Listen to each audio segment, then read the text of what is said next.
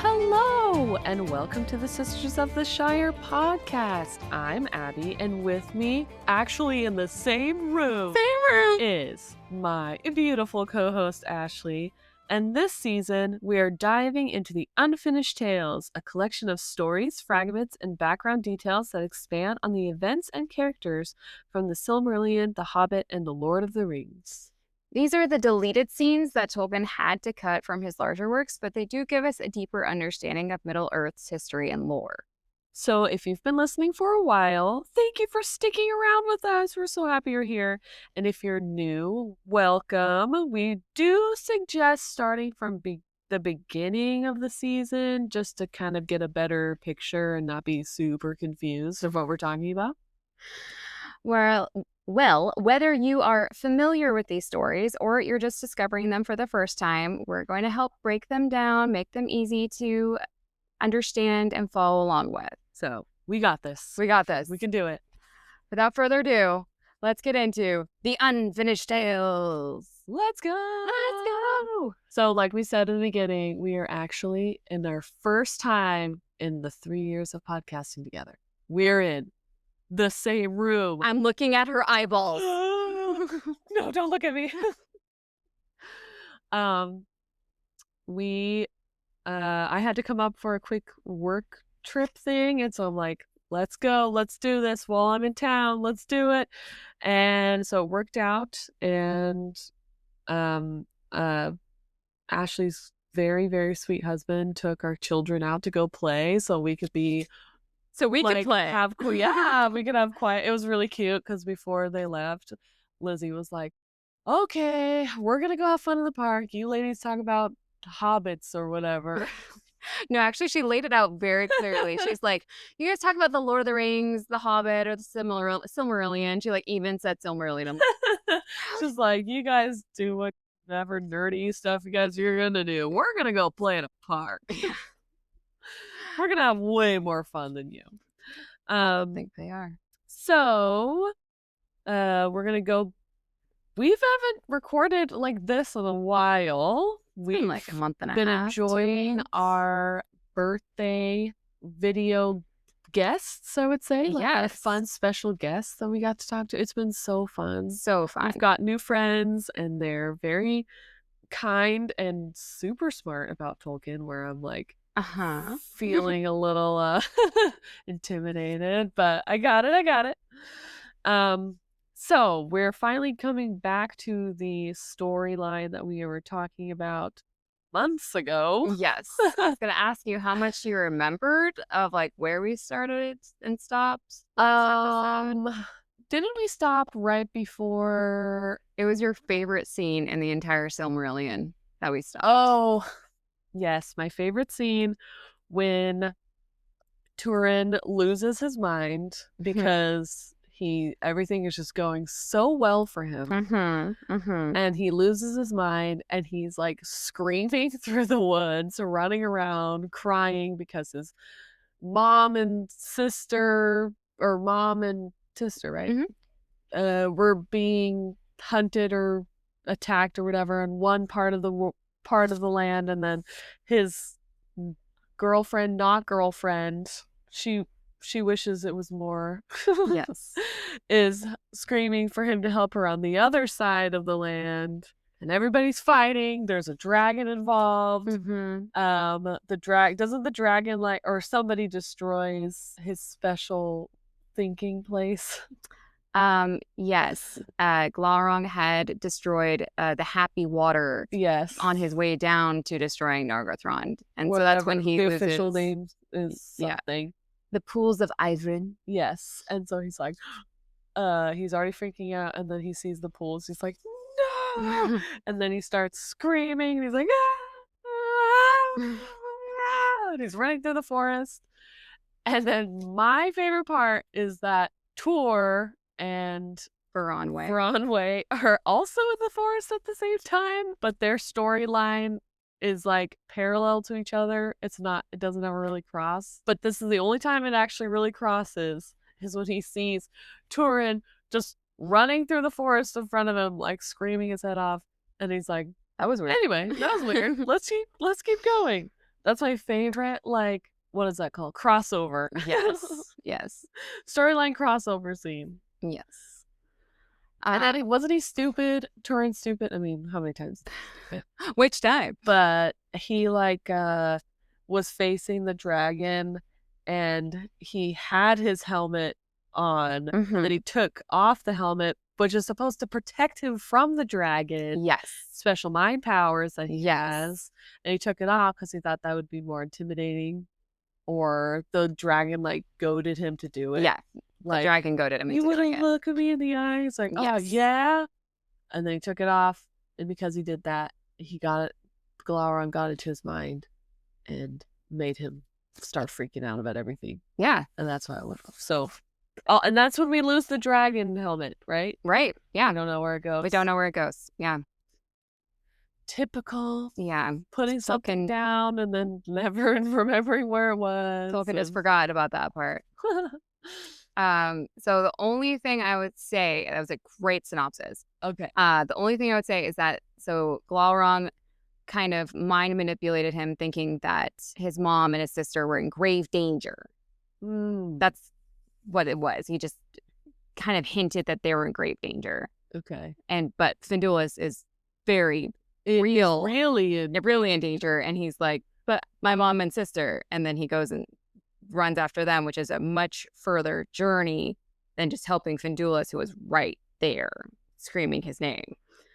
And like, must have felt really good for her. Yeah. For him like run past her, like, oh, actually, I'll get you on the way back. Don't worry about it. Plus he was kind of frozen when Glaurung was talking to him, and so she was screaming his name, and he was like frozen, and so I'm sure that felt really good too. That he was like, he's ignoring me again. Just standing there. Yeah, but then he's hearing the echoes of her screaming as he's like running to save his mom. So super healthy, super not great. Traumatic at all. No. So yeah, that's basically where we left things. So Turin is desperately running towards Storlomen to save his mother and sister. He makes it to the borders of his childhood home. He hasn't been there in 23 years since he was sent to live in Doriath as a small boy. So he was probably, what, almost 30 by now? Yeah. Okay. I think he was 7, when he left. Quote, since he had trodden that path, it was graven in his heart. So great was the sorrow of each step at the parting from Morwen, his mother. So, like, here he's literally on the border. He's like, this is where I had to leave my mom. And it's where it all started. This is where it all started, exactly. The trauma. It's winter here. It's super cold. The land is like really like dead and barren. There aren't a ton of people around. And what people are there in Dorlomen do not look very happy. Remember, this is a land that previously was ruled by men, and then the Battle of Unnumbered Tears happened. The Easterlings came in, and Morgoth's like, sure, you can have that. And the Easterlings like, cool, well, take all of this. And anyone there in Dorlomen is now like slaves. Okay, it's giving the scene in The Rings of Power where Isildur and everybody came over on the ships to Middle Earth, like with not Isildur, but like when the bad guy, the stupid son. Okay. That scene where they like came in and they came to that town and it's like all gross and like desolate, and he's like, wait, wasn't this a pretty place? Like, wasn't this supposed to be nice? And blah, blah, blah. That's what it's reminding me of is everyone's like, no, it's bad here. What are you talking about? You haven't been here for a while.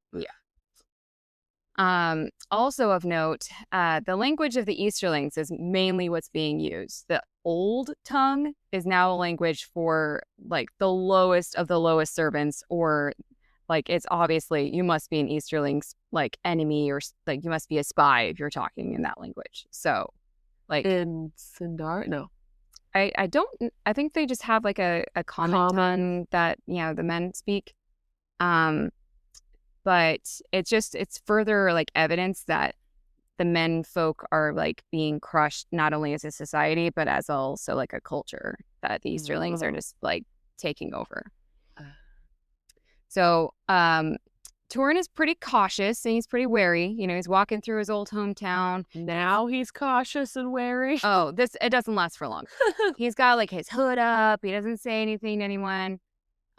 First place he's gonna go, his childhood home. You know, he's looking specifically for his mother and his sister. They're in grave danger, so he's got to go to his home, and you know he's hoping to find his mother there. But the house is empty, ransacked, hasn't been lived in for a long time.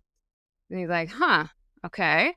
So the next place he goes to is the Chief Easterling's house, and his name is Broda. Is that the one who like married his mom or whatever? Married his mom's like kinswoman. Oh. We'll talk about her in a second. But this is the first time I've noticed that Broda and the Easterlings are giving this lovely nickname. They're called the Incomers. Oh. So the Easterlings are called the Incomers. Yes. Instead of outsiders, they're the incomers. Yes. Oh. Yes. I get it. Yes. So he goes to the Easterlings, the Chief Easterling's house, and he asks for shelter. Now, this might seem weird, but like you just said, the wife of the Easterling is a kinswoman of Turin and her mom and his mom, and she actually would help their family out as much as she could because she kind of was in a position of higher, you know, she had more access to things and she would help Morwen as much as she could before Turin even left. And so like at first I was like, why would you go to like the worst place possible? Like, let's go to the most baddest guy's house, like upon, you know, like my mom's not here. Yeah. Gotta go to the bad guy's house. Yeah. Second on the list. Like maybe he was just really tired. You know, it's the closest residence to where you know, the mom's home. So it's like maybe just really like I'll just go to the next house that's here, I guess. But it was really because he remembered that Erin, that's the lady's name, is Broda's wife, who I'm sure it was a very loving marriage, very consensual, Yeah. very loving. And she saw his inner beauty. I can change him.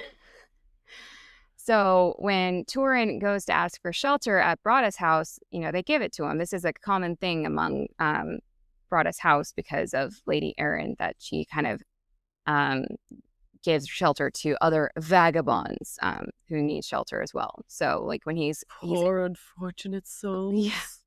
So when Turin goes in, there's like a bunch of other, you know, vagabonds in the area of this room. Mm-hmm. So, you know, Turin, you know, makes his way to sit next to the fire and he's like, okay, so he's going to ask news. What's the latest gossip, people? What's going on? It's the 411. Yeah. And at this question, everyone goes silent. Like some people even like move away. Others are just like mouth open, just like in shock.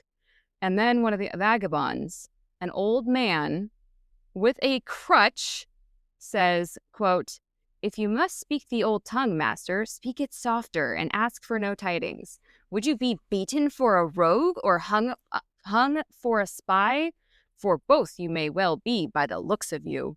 Which is to say, one of the kindly folk of old that came with Hador in the days of gold, before heads wore wolf hair. Whence are you, and what news would you have?" Oh, so he was speaking the wrong forbidden. tongue. Yeah. But I like how before heads wore wolf hair. Like, so like, yeah, Turin didn't like try to blend in. I'm sure he knew some of the Easterling tongue, right? Like he's not. He can say, "Where's the bathroom?" Hello, and no, thank you. Yeah, I like it. So subtlety is not one of Turin's strong suits. So he continues talking to this old man with a crutch, and he says, quote, "There was a lady called Morwen, and long ago I lived in her house. Thither after far wandering I came to seek welcome, but neither fire nor folk are there now. So he didn't say she is his mom. Right. He's trying to keep it on the down low. A little bit. But, like, who could Turin possibly be pretending to be other than himself? It's such a terrible spy. Like, I was their dog sitter. Yeah, like... Yeah, you know me. So the old man replies, and he says, quote, "Nor had been this long year and more." Wait a minute. Didn't he have a... Okay, keep going. "That scant were both fire and folk in that house since the deadly war," meaning the Battle of Unnumbered Tears. "For she was of the old people, as doubtless you know, the widow of our lord Hurin, Galdor's son. They dared not touch her," like referring to the Easterlings, "though, for they feared her, proud and fair as a queen, before sorrow marred her. Witch wife they called her, and shunned her. Witch wife is but elf friend in the new language, yet they robbed her. Often would she and her daughter have gone hungry but for the Lady Erin. She aided them in secret, it is said, and was often beaten for it by the churl." They use churl like 7 times in this section, and just being rude or like ill-mannered, not nice, you know, by the churl Prada, her husband by Churl. and I always love that they refer to their marriage as her husband by need, like her forced marriage husband. Yes, it is very made clear. Not a romance. So kind of the stuff we already knew, like from when Turin was young, like Lady Erin would help them out. The Easterlings were afraid of Morwen. They thought she was a witch. But as soon as she left, they're She's not giving herself any help. She does look like a witch. She does. She acts like a witch. Yes. So. But once she left, then, you know, the witch's powers are gone. So wait, wasn't she also like would stand out and they would be like, "It's a witch." Like they would see her from like far away. Yes. And they'd be like, "That's a witch." Yes. Oh, she's not helping herself in the No. And she's got that resting bee face hard. So with that like black long, like, yes, straight hair. Yes. Giving like the kid from the Ring. No, the thing from the, what is it? Is it the Ring? The Ring and the Grudge, I feel like have that. So Turin probably knew or expected this information. I don't think he ever thought that Morwen and his sister's situation would have improved after he left.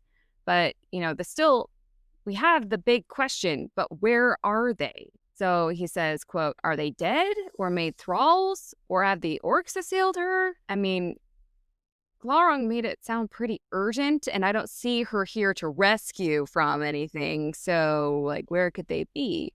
So the old man tells him, quote, "It is not known for sure, but she is gone with her daughter, and this Brada has plundered her and stripped what remained. Not a dog is left, and her few folk made his slaves, save some that have gone begging, as have I, Sodor Onefoot, served her many a year, and the great master before. Well I remember the day Hurin's boy was sent away, and how he wept, and she, when he was gone, to the hidden kingdom he went, it was said." It's our lava dog! He's alive! He made it! He's It's that lame guy. It's the lame guy. Okay, wouldn't he have recognized him? You would he think like so. changed that much that he can't recognize him anymore? Yeah, he'll get there. Maybe he's got some battle scars, or he's got a beard now or something. So I do like the confirmation that Turin may not have had before, that his mom was sad to see him leave. Like I could see him being like, "And she didn't shed a tear when I left," like because she's like, trying to be someone strong. had told me that earlier, I would have been solved a lot of things in my life. Exactly my point. Happier, maybe a little bit kinder, more understanding. But also, like, the whole hidden kingdom thing was supposed to be a secret love it all. Jeez, like, you tell this stranger after knowing him for like 5 seconds. Oh, he probably was like, kind of, you thought he was picking it up. Okay. So he starts suspiciously looking at Turin, though, and pulls, I would say, like, the typical old man card, as he says, quote, "I am old and I babble, mind me not. But though it is pleasant to speak the old tongue with one that speaks it as fair as in time past, the days are ill, and one must be wary. Not all that speak the fair tongue are fair at heart."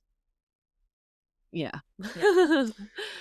Turin falls into that category sometimes. Yes. And he must have had a little bit of fun with his response because he gets a little, I don't know, mischievous here. He says, quote, "Truly, my heart is grim, but if you fear that I am a spy of the north or the east, then you have little more wisdom than you had long ago, Sabor Labadal." Like, is it like a soap opera where he's like, dun dun dun, like dramatically zooms in on him, on his face. So, quote, "The old man eyed him agape. Then, trembling, he spoke, 'Come outside. It is colder, but safer. You speak too loud and I too much for an Easterling's hall.'" Like, shame on Turin for messing with old Labadal like that. So they go outside, and Labadal grabs Turin by the cloak and says, quote, "Long ago you dwelt in that house, you say? Lord Turin, son of Hurin, why have you come back? My eyes are opened and my ears at last. You have the voice of your father. But young Turin alone ever gave me that name, Labadal. He meant no ill. We were very friends in those days." Yes, they were. Oh, very friends. "What does he seek here now? Few are we left, and we are old and weaponless. Happier are those in the great mound." By the great mound, he is literally referring to the pile of dead bodies following the aftermath of the Battle of Unnumbered Tears. So I think we've talked about this before, where Labadal, I think, has a bit of that survivor's guilt with, like, you know. I mean, people won't let him forget it. Right. Yeah. Like, hey, remember when you, like, lived when everyone else died? And so I just watched The Mummy with my daughter, and there's that scene where, like, Winston, like the like pilot guy that keeps, like, talking about, like, the good old days, the glory days, I want to die in battle, and, you know, like he's literally going into battle. He's like, "Here I come, laddies!" And he's like, yeah, I feel like Labadal definitely has that vibe right now. And he kind of has I stayed alive for this. Yeah. Living in this place. Yeah. So, but I love that, like, he's like, almost like, "Are we going to battle, my lord?" Like, oh my gosh. It's like those scenes. Look, remember I was telling you that I hate that trope when it's like really old men and they, like, pull out their old armor and they pull out the thing and they are so proud of it. But I'm like, no, you don't have to do that. I hate it. Okay, well. Oh, wait, no, we've heard the story before, because that's why I've talked about it before in our older episodes, is that this same dude, right? Labadal's actually not mentioned, really, in... Who is it then that I talk about it in our older episodes where I was like, I hate that trope where it's like these old men think they have to go back into battle and they're like, are shaky when they're putting on their armor. I mean, didn't we talk about it when, like, the Battle of Helm's Deep and stuff? Yeah. Yeah. Well, Turin tries to squash that, and he says, quote, "I did not come with thought of battle, though your words have waked the thought in me now, Labadal." Like, that does sound cool. "But it must wait. I came seeking the Lady Morwen and Nienor. What can you tell me, and swiftly?" No battle now, Labadal, although is it a great idea? I'm loving the energy. But again, the sassy dragon made me think my mom was in, like, grave danger, so please tell me what you know. And this is when our Labadal, our old Labadal, he just shines through here. Like, the things that we loved about him when we first met him. He says, quote, "Little lord." Oh, I'm sure he's, like, giant compared to them now, but, like... "They went away secretly. It was whispered among us that they were summoned by the Lord Turin, for we did not doubt that he had grown great in the years, a king or a lord in some south country. But it seems that is not so." Oh. Like, really let yourself go.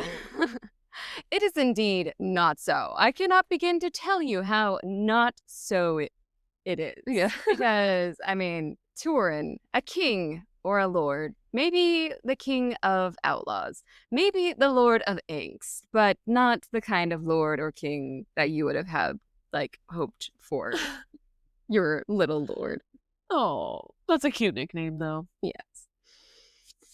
But I do hope that Turin feels all of the shame that not only did he let Beleg and Thingol down, but he also let down his true dad, Lavadal. The dad that hobbled up. Yes. His stepdad. The dad that couldn't really step up, but he did. Physically. Yes. All Turin can respond with is, quote, "It is not. Like, it is not so. A lord I was in a south country, though now I am a vagabond, but I did not summon them." Like, I guess he was a lord in Doriath. Oh yeah, they remember they like did that thing where they're like, "Oh, you're in charge of this now. You just came here." Like, no, that was in Nargothrond. I'm saying that like people keep doing that to him. Yeah, like, you're here now. Here you go. It's like, what? You just got here. He doesn't even go here. Yes. So Lavadal isn't really good at source of information at this point, as he says, quote, "Then I know not what to tell you, but the Lady Erin will know, I doubt not. She knew all the counsel of your mother." Like, they were tight, so I bet she's got all the hoggoss. But the problem is how to get Lady Erin for Turin to talk to her. Because this is a very shisty situation. Like, it's one thing to let vagabonds into, like, your back door, you know, like, let them be by the fire. But for, like, Lady Erin to, like, come talk to Turin, little tricky. Because if he were to approach her, you know, she's got an Easterling husband, some Easterling friends, I'm sure. Not a great idea. Her to come to him, how would she know? And also, like, if she got caught, not great. So Turin is Turin, though. What is he going to do? He's just gonna march right in there, right? Gonna march right in there. Literally, he says, "May I not walk up Broaddus Hall, and will they beat me? Come and see." Come, children, gather. Come see if they will beat me if I go in there and ask to talk to his wife. I have wanted different versions of this throughout my whole life because I love the term, the phrase, like, "hold my beer." Like, yeah. Like, I want the Middle Earth version to be like, "Come and see." Yeah. "May I not walk up there, and will they beat me? Come and see." All right, so what's gonna happen? He's gonna do that because he's, what do they call it? Like, not pig-headed. Foolhardy? Yeah, foolhardy. Sorry. Quote, "Thereupon he went into the hall and cast back his hood, and thrusting aside all in his path, he strode towards the board where sat the master of the house and his wife." And yes, I did have the song stuck in my head after this. Yeah. Okay, I can see him just like walking up and then like, yes, like suddenly there's a fan in there. Yes. The wind is blowing his hair. He's lightning strikes. Sick. Yeah. He's got to bring the theatrics, of course, the drama. So not only is the master of the house and his wife sitting there, and other Easterling lords. Okay, but can he do all this drama and like, "It's me," and then the Easterling guy's like, "Who?" Yes. Like, what? He's like, you know, me. Like, you know, Turin. No, not really. No, he has to list all of his nicknames. Like, "You haven't heard of..." He's like, "Oh, hold on." He pulls out a scroll. He's like, "No, not on your list." Okay, how about this one? The Bloodstained. Darn it! Like, Star-Lord? No? No. Come on, notorious. What does he call it? Notorious criminal? Yeah. So then some ran to seize him, but he flung them to the ground and cried, okay, what's his line gonna be? What's his line? So you guess, like, yeah, "It is I." And he gets, like, has to name his name. And yeah, his whole name. He's like, "Wait, I'm not done. I gotta get through all my names." Well, I think he just says, "Where's my mom?" Okay. "Where's my mother?" Quote, "Does no one rule this house, or is it an orc-hold? Where is the master?" Oh. Like, they literally were on, like, I imagine they were on some kind of, like, a pedestal. It's very clear who is the master. Yeah.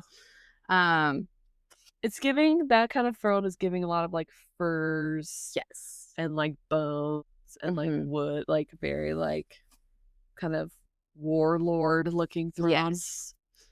I feel like Jake Peralta could have Husks. come up with something better myself. You know, Jake from Brooklyn Nine-Nine. My spirit animal. My guy. Yeah. Him and I are the same. Yes. I feel like he could have done better than like, where is your boss? You know, bring me to your leader. So Brada stands up, I'm sure from like a throne-like chair, some kind of like, you know, thing covered up, raised above everyone, obviously looking like the master of the house. And he just yells angrily, I rule this house. And Turin immediately cuts him off right there. So rude, Turin. And he says, then you have not learned the courtesy that was in this land before you. Is it now the manner of men to let lackeys mishandle the kinsmen of their wives? Such am I, and I have an errand to the Lady Erin. Shall I come freely, or shall I come as I will? So he's saying, like, is it now the manner of men to let lackeys mishandle the kinsmen of their wives? So, like, so you married Lady Erin. Why aren't you looking out for her kinswoman? Like, you got to make sure to, like, got to keep an eye on the in-laws. Like, it's like he's sounding like he's like internal, like, HR person that's coming. He's like, and you guys are failing on. He has a little clipboard. He's like, you guys are not doing protocol for this correctly, and this is going straight to the supervisor. Like, but like bad review. Upon marrying Erin, and all of the air quotes, like, I'm sure Brada's first thoughts were like, gotta meet the in-laws, like, gotta make a first impression, gotta make sure they're all set up, gotta make sure they have the proper protection, gotta make sure they're clothed and fed. They're not tortured as much as everybody else. Right, yeah. But I do like his line, shall I come freely or shall I come as I will? That was a good line. I'll give him that. Because if Turin comes as he will, you know that means bloodshed, right? Like, Brada, interesting stance. He replies, come. So, like, I guess you have permission. Like, okay, you can come closer to my throne. Yes. And then he sits there and scowled. But Erin, Lady Erin at his side, immediately just turns pale. She knows this cannot end well. Like, what are you doing? Like, oh no. She's like trying to get towards and like doing the thing like, no, cut it off. Yeah, we're done. Stop talking. So Turin walks up to Brada and Erin, and he does bow. I'll give him that. And he says, quote, your pardon, Lady Erin, that I break in upon you thus. But my errand is urgent and has brought me far. I seek Morwen, Lady of Dorloman, and Nienor, her daughter. But her house is empty and plundered. What can you tell me? It's an Erin errand. I love being good fun like that. Like, I swear, this dragon told me that Morwen and Nienor were in dire peril, and yet I can't seem to find them. But he said it was dire, so I'm looking. Where is this peril? Like, am I missing something? Did I miss a sign? Did I miss the forest fire? Did I get the date wrong? Did I get the date? Is it tomorrow? RSVP. Yeah. To the house being plundered, I can just see the other Easterling guys in the room being like, "What does it mean?" Like, oh, crazy! Like, while wearing like obviously something like Hurin, like Morwen's dress. Yeah. One of them's just clearly trying to wear it. They're like, "Oh, that's crazy! Oh my gosh, her house got ransacked. Oh no!" But also, like, Turin, what was your plan here? Like, Erin's just gonna tell you everything in front of everyone. Like, I can imagine Brada just turning to Erin being like, yes, do tell us, wife, where are they? So, terrified as Brada is glaring at her, Erin says, quote, nothing, save that she is gone. Like, I don't know anything. I don't know where she is. It's crazy. So, smart move on Erin's part. Common knowledge thing. I'm sure Turin will be able to read the room, just move on from here, just move along. Of course. Turin says, quote, that I do not believe. Liar face. To which Brada leaps up. And here is where Tolkien happens to mention that he is red with drunken rage. Oh. I'm sure this is going to go great. Broada's drunken rage plus Turin's blunt stupidity. What could go wrong in this scenario? Perfect combination. Yeah. For everything to go right. Broada yells, "No more shall my wife be gainsaid before me by a beggar that speaks the serf tongue." Like, I do love it. It's a little cute. He cares about her enough to be like, "My wife, you will not, like, don't talk your dirty, gross words." But like, my wife told you the truth. Don't you dare gainsay her. Like, yeah. She's always right. Yeah. I do love that he loves her and he cares about her enough to at least defend her. I'm here for it. It's kind of giving, I know it's not exact, but it's kind of giving in Game of Thrones, Daenerys and what's her name? What's his name? Oh gosh. Khal Drogo. Yeah. We got there in the end. Yes. How he was awful and then like he actually starts to care about her. Yeah. Okay. I could see it. And it probably looked like that too. I do want fan fiction of their love story. I'm here for it. I want it. I will put it out in the universe of Broada and Aaron. Okay. Like from both points of view. Like I must be a man, but she has this way of turning my heart. Yeah. Like she's making me gentle. Yeah. So Broada has also to say, quote, "There is no lady of Dorloman, but as for Morwen, she was of the thrall folk, and has fled as thralls will. Do you likewise, and swiftly, or I will have you hung on a tree." Like threatening Turin has always gone super well. He takes those really great. He does. He just brushes them off, doesn't care. But like, isn't Aaron the lady of Dorloman? You could have given that to her, man. But whatever. And I'm sure hearing his mom. She's his princess. The princess of Dorloman. Being referred to as thrall folk and denied the title of Lady of Dorloman. Turin just reacts as only Turin can. Quote, "Turin leapt at him and drew his black sword and seized Broada by the hair and laid back his head. Quote, let no one stir, or his head will leave its shoulders." Lady Aaron, I would get your pardon once more if I thought that this churl had ever done you anything but wrong. But speak now, and do not deny me. Am I not Turin, Lord of Dorloman? Shall I command you? He didn't see the love in the marriage. Yeah. Like, oh, I'm doing you a favor. Yeah. But also giving away his identity seems very foolish to me. He was so secretive about it for so long, and now he's just like throwing it out there for all these Easterlings to hear. And now I'll never know if she would have recognized him or not. He just gave it away. But again, poor Lady Aaron, put in such an awkward position. Like, what could she possibly do? Like, he's got a husband by the throat, which I'm sure her husband will love to bring up later. Like, he's never going to let me live this down. If, like, the minute Turin leaves, he's going to kill me. Like, if I speak the truth, I'm for sure dead. If I keep lying, then Turin's going to get even more upset. Like, what is she going to do? Yeah. So all she says is, command me. Like, then she can at least have the defense. He commanded me to say those things, honey. I'm sorry. He commanded me. He had a knife to your throat. I was gonna, had to. So Turin asks her, nay, commands her, who plundered the house of Morwen? That's your first question, Turin. You don't want to know where the time crunch, and you just want to know who messed up their house. Like, you don't already know who did it. Like, that's okay. So Aaron's like, it was Broada. Like, obviously. Yeah. Like, then Turin asks, when did she flee and whither? Like, that should have been your first question, Turin, but whatever. You got there in the end.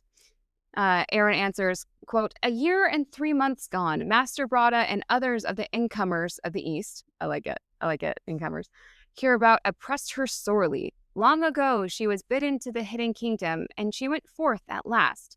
For the lands between were free of evil for a while, because of the prowess of the Black Sword of the South Country. Who's that, Abby? The Black Sword. Who has a black sword? Literally at her husband's throat. Is that one of his cool nicknames? Yes. Whoa. But now that has ended because he messed everything up. She looked to find her son there awaiting her. But if you are he, then I fear that all has gone awry. Ruh-roh. So Turin was already on the brink of losing it. But now, awry, yes, ever awry, as crooked as Morgoth. And suddenly a black wrath shook him, for his eyes were opened, and the spell of Glaurung loosed its last threads, and he knew the lies with which he had been cheated. Oh, no. So that did it somehow? Like, okay. His internal rage was so much, it shook him out of his brainwashing. Yes. No. Quote, have I been, this is the weirdest word, but in case you read it and you're like, what is that word? I already looked it up for you. You're welcome. It's cozened. Cozened. It means tricked or deceived. Have I been tricked or deceived that I might come and die here dishonored? Who might at least have ended valiantly before the doors of Nargothrond? And out of the night, about the hall, it seemed to him that he heard the cries of endurance. No. Well, at least he thought of her, like, eventually. But yeah. But, you know, he's in a very awkward situation. He's in the middle of an Easterling hall, all by himself. He has pissed off. He has the chief guy with a sword to his throat. Yes. He's pissed off everyone in the room. I'm gonna go. It's like, you know what? My bad. I will admit a little too hasty. I'm gonna go. Love what you're doing with the place. Do you guys validate parking? Yeah. Love what you've done with the place. You can keep my mother's dress. That looks great on you. I'm gonna go. It's fine. I will leave. So, no. He says, quote, not first will I die here, he cried, and he seized Brada, and with the strength of his great anguish and wrath, he lifted him on high and shook him as if he were a dog. Sorry. It shook me like a dog. Shook me like a dog. He lifted me with his laser eyes, and he shook me like a dog. Thank you. That's one of my favorite parts of that movie. I know it's supposed to be doll, but like for the longest time, it was dog. Dog. It sounds like dog. Yeah. He said, okay, so continuing.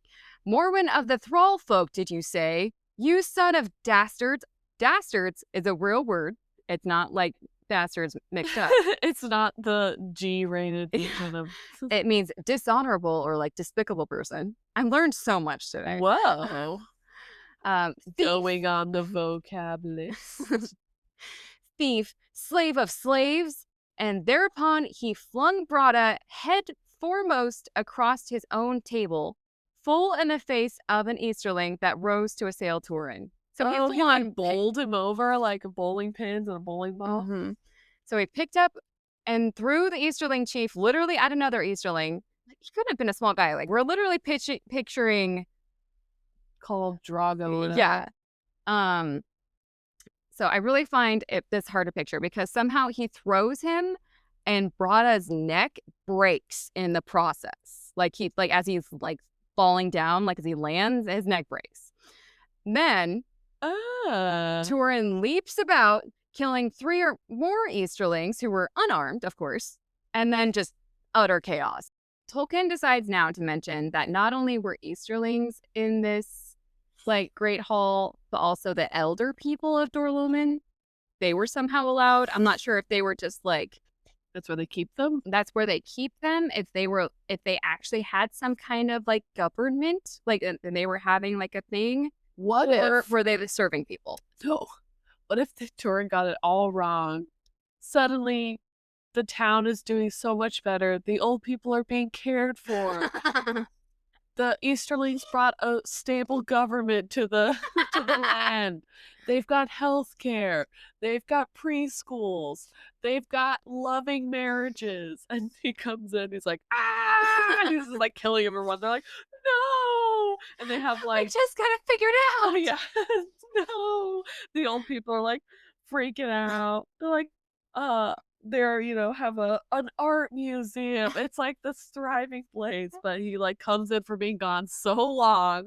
He's like, everyone's evil. And they're like looking up from their like painting class. They're like, huh, what? And then he just like kills everyone in there. What if that's what happened? It's not, because yeah, it's gonna get okay. Dang. So these elder people that are in the room for some unknown reason, I'm assuming they were like the servants. They start like rooting for Turin, and they start like, they rose up with shouts in rebellion. They're like, fight, fight, fight, fight. Like, get it, Turin. Get him. Rise up against the man. One of them with their little tray of food. I'm helping. Oh, okay. Quote, and though the thralls had but meat knives and such things as they could snatch up against daggers and swords, many were quickly slain on either hand. No. Before Turin leapt down among them and slew the last of the Easterlings that remained in the hall. Yeah. Then he rested, leaning against a pillar, and the fire of his rage was as ashes. A little quick burst of energy, and then he... I feel like that is... Okay, I want that on something else, because that's how I feel when I have anxiety attacks. Like, I'm all fire, and then like I get so exhausted afterwards, like pile of ashes. Like, just... Maybe you can make a sticker of it and put it on your pill case. Yes. I love it. Make the fire of my rage become ashes. Yes. Medicine. So apparently he just needed to get all that adrenaline out, you know, just needed to kill some bad guys, and he's fine now. I mean, he was like very anxiety riddled, like running all the way there, and he had to get it out somehow. Just crying like, yeah. Okay, Abby. What? Brace yourself. What? Quote, is there more dead? Is it the kids now? But old Sador crept up to him and clutched him about the knees, for he was wounded to the death. Thrice 7 years and more, it was long to wait for this hour. But now, go, Lord, go, and do not come back unless with greater strength. They will raise the land against you. Many have run from the hall. Go, or you will end here. Farewell. And then he slipped down and died. He probably tried to help. Like, you know, he was supposed to sit in the back and watch. Yes. And, you know, he stepped in and helped. Oh. But, like, okay, I hate that Labadal's dead. But I feel like Labadal almost wished he died in battle before. So, like, this was the closest thing he could get. And so he's like, if I'm going to die, yeah, this is how I'm going to do it. Okay. But amongst Turin not keeping an eye on his, like, best dad ever, he let some survivors run off. Oh. So, like... He lost all... Yeah. His energy. Yeah. Remember, he didn't have any more. Yeah. He used it all up. So, now Aaron enters the scene saying, quote, he speaks with the truth of death. You have learned what you would. Now, go swiftly, but go first to Morwen and comfort her, or I will hold all the... It says rack, W-R-A-C-K. Stress. They didn't... There was no good definitions. Or I will haunt you. all the distress you have brought here, hard to forgive. For ill though my life was, you have brought death to me with your violence. The incomers will avenge this night on all that were here. Rash are your deeds, son of Hurin, as if you were still but the child that I knew. Well, I mean, he destroys everything he touches. Where was Aaron, like, earlier in his life? I feel like if he had this, like, kind of strict upbringing before, like, would you stop being stupid? She has a spray bottle. Stop it. Stop. But, like, also, if you don't go and comfort your mother, so help me, Turin. I will haunt you. Me and all these dead old people are gonna come and haunt you if you don't do that. But, like, really, what are the people who are there now supposed to do? Like, run away? Where? They would have run away earlier. Stay? Like, let's say it wasn't our fault. Sure. Like, what was your plan, Turin? He jumps out of, like, there's a big open door, but he still jumps out of a window. Like, yes. Away! Turin, further adding to my "you are so stupid," says to her, quote, "And faint heart is yours, as it was when I called you aunt, and a rough dog frightened you. You were made for a kinder world, but come away, I will bring you to Morwen." Like, excuse me? Just because she was the wife of the chief Easterling does not mean she was not brave. Like, she must have been terrified every second, and yet she didn't give up. She used her position to help as many people as she could. How freaking dare you? Sorry, I am like Team Aaron right now. But I do love, like, come on, let's take you to my Morwen. Like, I'll keep you safe. And shockingly, after that insult, Aaron doesn't go with him. Like, imagine that. What? She says, quote, "The snow lies on the land, but deeper upon my head. I should die as soon in the wild with you as with the brute Easterlings. You cannot mend what you have done. Go. To stay will make all the worse and rob Morwen to no purpose. Go, I beg you." Will you just get out, Turin? Like, you just messed everything up. You're the worst. Can we say when we get old now, we have gray hair, that the snow lies on the land, but deeper upon my head? Yes. When we get gray hair. I love it. Oh my gosh, I didn't even make... That's what she meant. Okay. I was like... She's saying she's old. I got it. She can't go out in the wilderness. I got it now. See, it's two heads. Okay, so Turin leaves, but also the Doroloman elders that survived the fight. They flee into the mountains where some of them do have the skills to survive, and luckily it snows during their escape, so it covers their tracks. So they're like, whew, good thinking, Snow. Thanks, Snow. Thanks, Snow. Because soon enough, they hear men and dogs hunting for them. But they do manage to escape, and they head south. As they look back to Doroloman, however, they see, quote, "a red light far off in the land they had left." So fire, probably. People burning things down. So, like me, Turin immediately thinks the Easterlings have set fire to the town. But one of the survivors surmises that it was Aaron who set fire to the hall, saying, quote, "Many a man of arms misreads patience and quiet. She did much good among us at much cost. Her heart was not faint, and patience will break at the last." Thank you for standing up for my Aaron. She is hardcore. She was dealt a bad hand, and she did all that she could. She did. That doesn't really explain why she would have lit the hall on fire, though. Like, my guess is to hopefully destroy the evidence, like make it look like an accident. Like, oh no, they all died in there. Oh no. Just ignore that one that looks like that had its head cut off. That happened in the fire. He fell on a sword and cut his head off. So Turin and the survivors travel on until they do part ways. The survivor says to Turin, quote, "Farewell now, Lord of Doroloman, but do not forget us. We shall be hunted men now, and the wolf folk," the Easterlings, "will be crueler because of your coming. Therefore go, and do not return unless you come with strength to deliver us. Farewell." Deliver us. Yeah. Sorry. And that's where I'm going to leave you today. I know. With so much death and destruction, it could only be a Turin episode. Pretty much, yeah. Man, he just ruins everything that kid touches. Mm-hmm. So I was trying to remember the Silmarillion version of this. It's not, I mean, definitely less detail. No Lop at all. No, I think Aaron is like hinted, but basically, yeah, does kill the chief, and everyone's mad at him for doing it because they're like, you just screwed us. Like, you just basically killed us by doing that. Mm-hmm. I think you think you're helping, but you're not. Yeah. That's basically what happens in the Silmarillion version.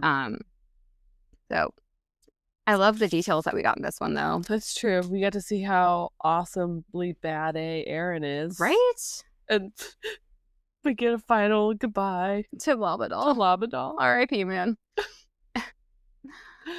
Oh. So thank you for joining us on this journey through Middle Earth. Don't forget to follow us at Sisters of the Shire podcast on Instagram. Big thank you to our patrons, Dan, Tom, Kevin, and Victoria. You guys are awesome. We loved having you on our podcast. If you want to be a patron on our Patreon, I'll never get that right. I do that. Yeah, it's so hard. You can go to patreon.com/Sisters of the Shire podcast.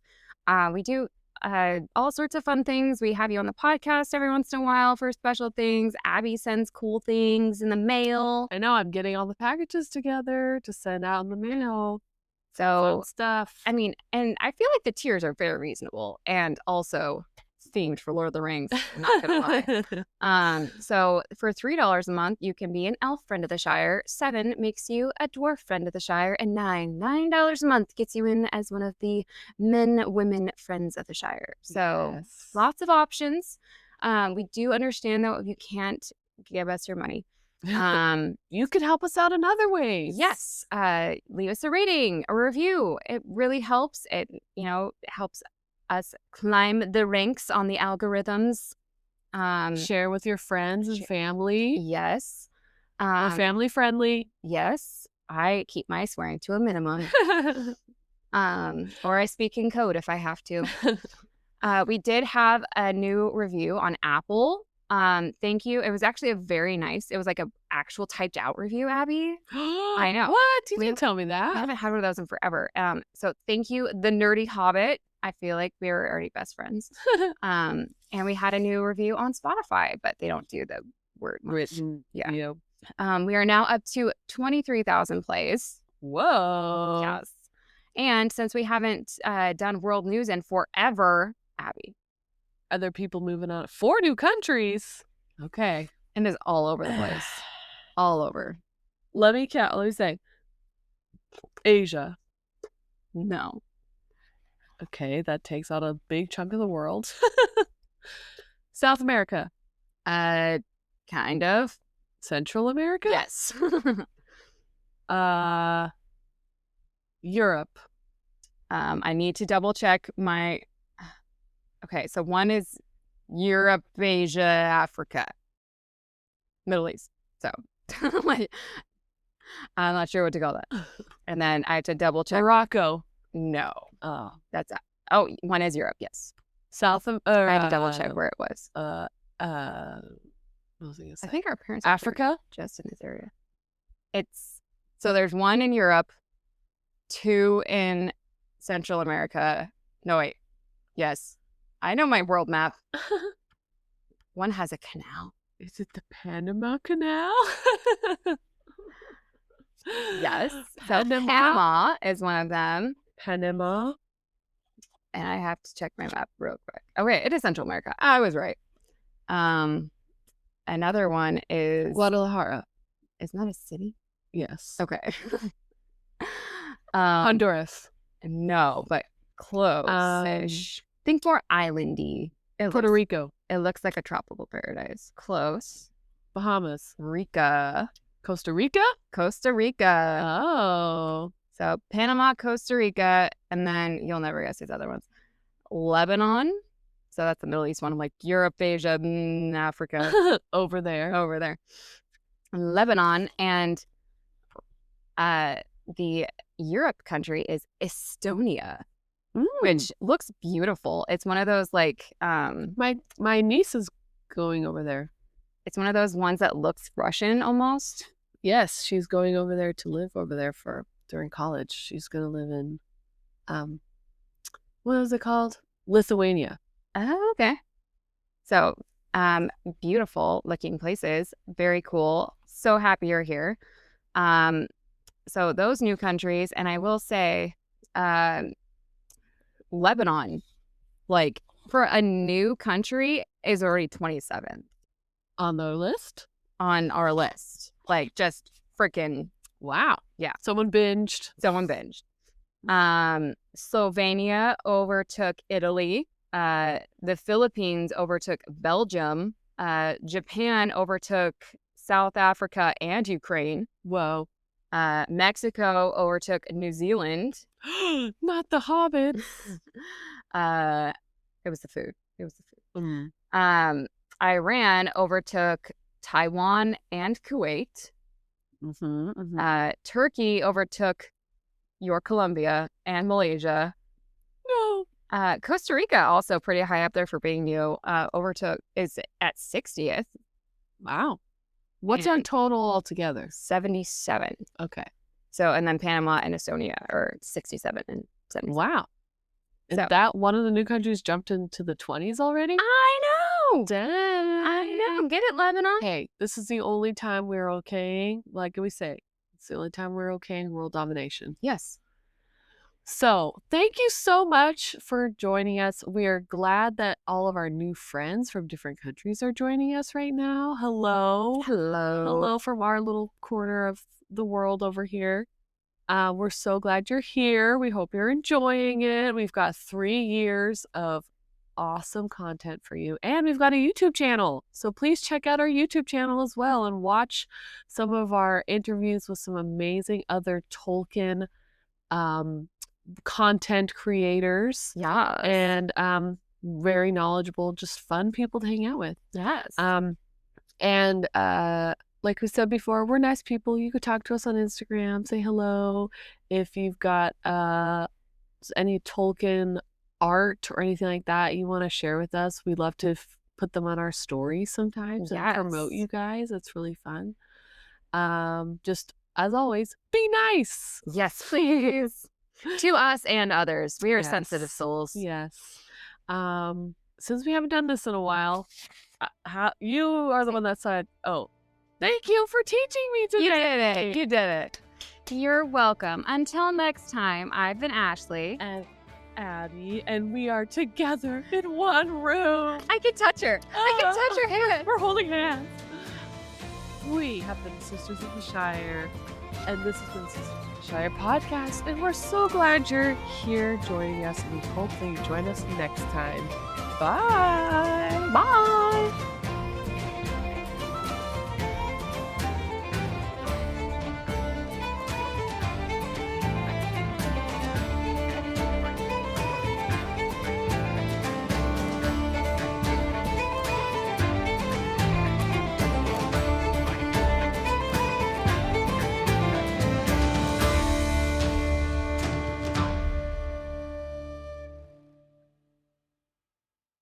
Thank you for teaching me a day. Yay!